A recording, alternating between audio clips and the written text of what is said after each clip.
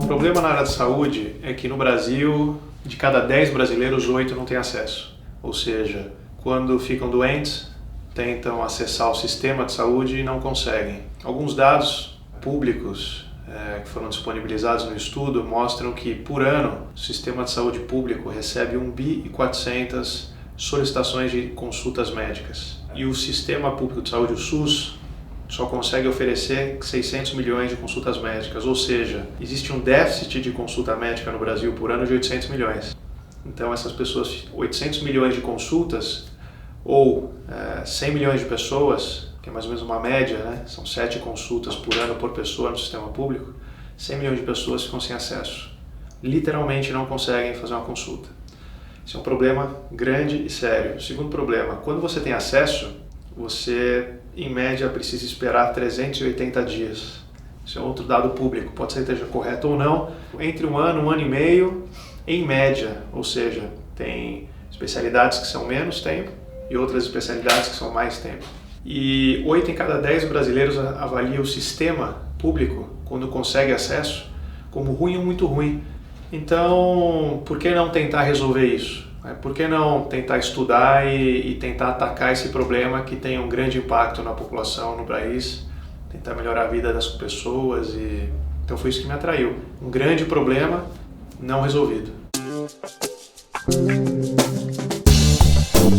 Aí eu fundei o Dr. Consulta em março de 2011 e desde o início eu procurei me aproximar de pessoas que pudessem complementar o que eu não tinha naquele momento para um negócio de saúde, e uma dessas pessoas foi um médico da USP que me ajudou muito no início na concepção e na implementação do projeto. O Dr. Consulta é uma clínica médica popular que provê consultas e exames de forma rápida, qualificada e sem grande ônus para quem não tem plano de saúde. Provê acesso de forma resolutiva para quem não tem acesso à saúde. E a nossa visão é poder, nos próximos 5 anos, espalhar vários Dr. Consultas por São Paulo para que a gente consiga atender 10 milhões de pessoas. Então, além dos serviços integrados no mesmo local, o fato de a gente trabalhar muito bem em transparência de preço, o serviço ser humano, digno, a gente também tem um histórico médico do paciente digitalizado.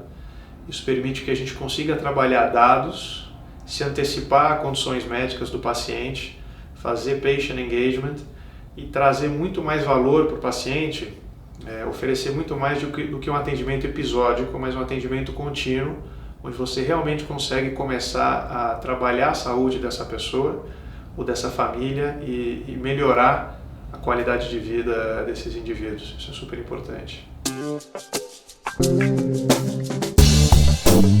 E o Dr. Consulta é quase como se fosse uma empresa de engenharia, de fluxo. A clínica ela tem que ser diferente. Ela tem que mostrar para as pessoas que a gente faz algo diferente, que a nossa missão é diferente. E além disso, a gente tem que ser muito funcional, né, para que a gente consiga operar de forma eficiente. Então a gente se utiliza muito de mensagens visuais dentro da clínica, de cores diferentes, de sinalização, para que as pessoas não se percam na clínica e para que a gente consiga otimizar o atendimento em cada uma das etapas. O atendimento é feito em 4 etapas. A primeira etapa é o agendamento. A segunda etapa é o cadastro na clínica, quando o paciente chega na clínica e se cadastra, se apresenta, cheguei. A terceira etapa é uma pré-consulta, onde o paciente passa alguns dados médicos para uma enfermeira. A quarta etapa é a consulta médica. E depois da consulta, a gente procura o paciente para saber se ele conseguiu ser bem atendido, se ele está satisfeito, se ele conseguiu fazer os exames, se ele está tendo algum tipo de dificuldade. O modelo de negócio do Dr. Consultas ele foi construído ao longo de 3 anos e meio, com feedback dos pacientes, com feedback das funcionárias, com feedback dos médicos. e eu acho que a conta fecha porque a gente conseguiu otimizar os ativos. A própria clínica, ela foi desenhada para prestar um serviço, determinado tipo de atendimento, com uma determinada estrutura de custo. E a gente consegue prestar esse tipo de serviço, que foi originalmente planejado. Isso não acontece no setor de saúde. Você tem hospitais, os pronto-socorros de hospital são centros complexos de saúde, com custo de manutenção alto, porque eles têm equipamentos complexos, a mão de obra é cara, porque é muito especializada, e eles acabam fazendo muita consulta médica. E o preço dessa consulta tem que ser muito alto para poder pagar esses custos. Então, na realidade, eles se estruturaram para fazer um tipo de atendimento e estão fazendo outro. Então, isso explica um pouco por que a nossa conta fecha. Mas isso é só um pequeno pedaço do problema. O outro pedaço são pessoas boas, tocando processos bem desenhados e geridos, e o fato do nosso negócio ele ser replicável e escalável. Então, ser escalável significa, para cada paciente a mais que a gente atende, o nosso custo ou a nossa despesa marginal, ela reduz. Então, isso é muito importante para qualquer negócio.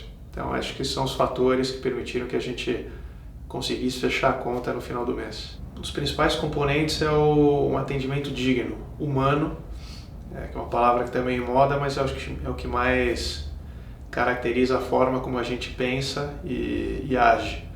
Então, a gente acredita que a gente consegue fazer bem feito, com qualidade, tratando bem as pessoas e cobrando um preço muito baixo, que caiba no bolso dessas pessoas, para que eu consiga sustentar a operação, e a gente conseguiu validar que isso é possível, né, nas clínicas que a gente tem hoje. Então acho que esses são um dos maiores diferenciais que a gente tem. Você não consegue fazer nada se você não tiver dinheiro, a não ser que você seja um excelente negociador, mas geralmente isso não se sustenta a longo prazo. Para conseguir dinheiro, você tem algumas alternativas. Ou você tem dinheiro e se banca, o que é muito raro, ou você recebe doação, ou você pede para o governo, ou você toma dívida, ou você arruma um sócio. Então você tem 5 alternativas. Pedir para o governo, no Brasil, é muito difícil. A gente precisa amadurecer muito, né, institucionalmente, para que o governo enxergue iniciativas empreendedoras como uma prioridade nacional e consiga ajudar essas iniciativas provendo recursos. Segunda opção, ONG, ou doações. Doações é tão ou mais difícil do que conseguir um investimento. E eu acredito que no Brasil ou em qualquer lugar do mundo não exista quantidade de doações ou de dinheiro de filantropia necessário para que você consiga resolver esse problema. É um problema muito grande que a gente está tentando resolver. Então, se eu fosse pautar a nossa iniciativa, o nosso projeto em doações, provavelmente eu não seria bem sucedido. Então, me resta ou dinheiro próprio, ou sócio, ou dívida privada.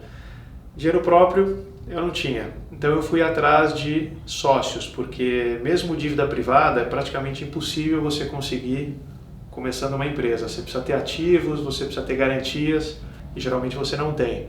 E mesmo quando você tem, você não tem um balanço para apresentar, porque geralmente uma empresa que nasce, ela fica muito tempo no prejuízo. Então você não tem um balanço, você não tem números bons para mostrar para bancos ou para empresas ou instituições que possam te fazer dívida.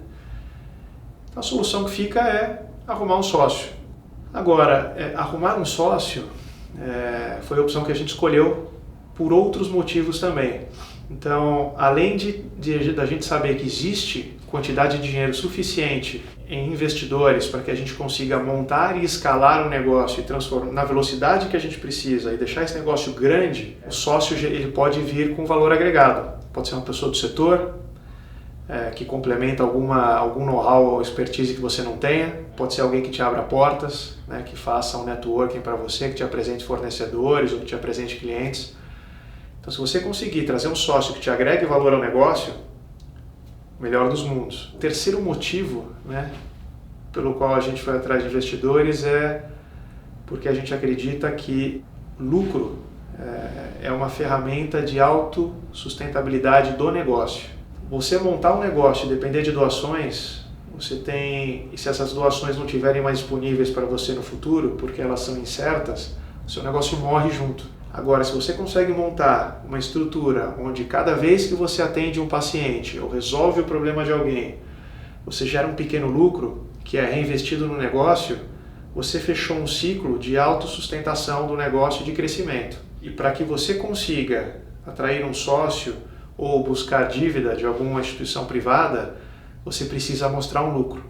Assim, essas pessoas, a maioria das vezes, pelo menos no nosso caso, elas são muito mais flexíveis, porque como é um negócio que gera alto impacto social, alguns dos sócios nem têm expectativa de receber o capital investido de volta, mas eu acho que para eles acaba sendo até mais atrativo saberem que eles estão colocando dinheiro numa estrutura que talvez algum dia possa retornar, mas que está gerando um baita impacto, então por isso não precisa retornar. É uma estrutura profissional onde você consegue utilizar aqueles recursos para atrair pessoas melhores, conseguir investir em treinamento, ter uma estrutura melhor. Então eu acho que o lucro acaba sendo uma mola propulsora do negócio muito mais eficiente do que outras alternativas que você tem por aí. Essa é uma questão ideológica e polêmica, mas foi assim que a gente decidiu, por esses motivos que eu coloquei aqui, e está dando certo. Quando a gente abriu o Dr. Consulta, a gente imaginava que, pelo fato do problema ser tão grande, as pessoas iam aparecer sozinhas, a clínica ia transbordar. E a gente escolheu esse local pelo fato de ser a maior comunidade de São Paulo, 200 mil pessoas estimado. Então, para nós não tinha outro lugar para começar, tinha que ser lá. E depois, ao longo do tempo, a gente descobriu que não é um dos melhores lugares para a gente iniciar a operação de clínica médica, que existem outras regiões de São Paulo que têm um potencial e uma demanda e uma carência muito maior do que Heliópolis. Mas a gente acabou montando a nossa clínica piloto lá e simplesmente a gente não pensou, a gente não gastou muito tempo, né? Era uma decisão meio óbvia para nós, vamos atrás da maior comunidade de São Paulo e ver o que acontece. Mas a gente abriu a clínica no primeiro mês, atendemos 5 pessoas, no segundo mês 10, no terceiro 20, né? E cadê as pessoas, né? Então acho que a gente foi muito inocente, as pessoas não sabiam que a gente estava ali. A gente fez uma pesquisa, a gente fez uma segunda pesquisa, a primeira pesquisa foi de cocriação, essa foi uma outra pesquisa com um objetivo bem específico para entender se as pessoas sabiam que o Dr. Consulta existia. E o resultado da pesquisa foi que só 10% do nosso entorno conhecia o Dr. Consulta. Mas nem metade dessas pessoas sabiam o que a gente fazia. Então tinha muita gente que achava que era plano de saúde, outras achavam que era farmácia, outros achavam que era hospital. Então caiu a ficha de que a gente não pode subestimar marketing, divulgação. Por melhor que seja o seu negócio e por mais bem intencionado que o empreendedor seja, você precisa divulgar. A gente fez um planejamento estratégico de divulgação que começou entendendo qual é o nosso público-alvo, quais são as aflições desse público-alvo. A gente dividiu esse público em 4 grupos, cada grupo foi uma característica específica, a gente transformou esses grupos em personas. A gente se planejou para atender cada um desses 4 grupos de formas diferentes, com mensagens diferentes, com canais de comunicação diferentes. E a gente percebeu que a gente tinha que trabalhar um funil. O primeiro nível desse funil é comunicar que você existe. Então as pessoas precisam saber que você existe. Uma vez que elas entendam que você existe, você vai para o segundo nível. Elas precisam entender o que você faz. Então é uma clínica médica popular para quem não tem plano de saúde. Ok. Terceiro nível, elas precisam entender que é para elas, né? Que é para quem não tem plano, né? Que é para quem não tem acesso, para quem depende do sistema público, mas gostaria de ter uma outra opção. E o quarto e último nível, elas precisam priorizar o Dr. Consulta em relação às outras opções que elas têm quando elas precisam. E foi muito bem sucedido. Então, acho que parte da quantidade de pessoas que a gente atende hoje vem desse trabalho que foi muito bem conduzido, né, pela nossa equipe. A gente construiu o Dr. Consulta com o feedback dos pacientes, com o feedback dos médicos. Então, à medida que a gente coletava dados e transformava os dados em informação, a gente tomou decisões e a gente conseguiu descartar o que a gente errou e preservar o que a gente acertou. Então, como se fosse um experimento científico, onde você vai validando ou descartando hipóteses e avançando. Então, sempre testando uma nova ideia em pequena escala e medindo os resultados. Se a ideia ela é bem incorporada e aceita, a gente expande, retesta, expande de novo. Se ela não é bem aceita, ou a gente mata ou a gente tenta entender por que não, o resultado esperado não estava de acordo com o planejado, a gente readapta e tenta testar de novo. Para que isso seja feito, você precisa ter muita agilidade, se sentir confortável em tomar decisões rápidas. Então, empreender é tomar decisão sem ter informações. Toda pessoa que quer fazer alguma coisa diferente ou nova está no negócio de informação. Você está tentando fazer alguma coisa e você não tem as informações que você precisa. Então, quanto mais rápido você puder aprender, quanto mais rápido você puder errar, ou se você puder errar cada vez menos, melhor vai ser para o seu negócio. Então, foi assim que a gente construiu o Doutor Consulta, coletando dados, testando, validando ou descartando. E a nossa visão é poder, nos próximos 5 anos, espalhar vários Doutor Consultas por São Paulo para que a gente consiga atender 10 milhões de pessoas. O modelo de negócio do Doutor Consultas ele foi construído ao longo de 3 anos e meio.